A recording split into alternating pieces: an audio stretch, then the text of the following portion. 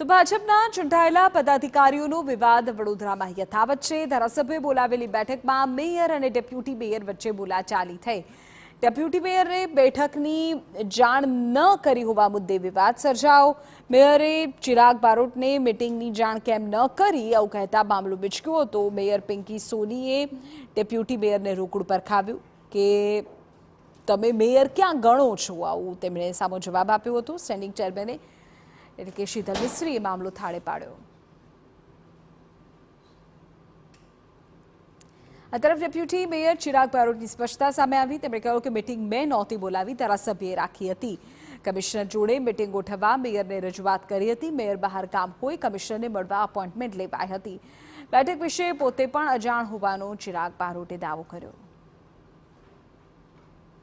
એટલે મેં કમિશનરશ્રી જોડે મારી રીતે એપોઇન્ટમેન્ટ લીધી હતી। કોઈ મેં મીટિંગ રાખી નહોતી।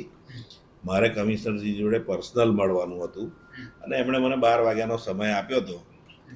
12 વાગે હું ત્યાં ગયો ત્યારે ઓલરેડી સયાજીગંજ વિધાનસભાના ધારાસભ્યશ્રીએ એમના વિસ્તારના કામો વિકાસના કામો માટે મીટિંગ રાખી હતી અને એમાં મેયરશ્રી ને ચેરમેનશ્રી પણ હતા અને અધિકારીઓ પણ હતા। એટલે પછી હું પણ જોડાયો હતો એ મીટિંગમાં અને સારા સૂચનો મેં પણ કર્યા હતા।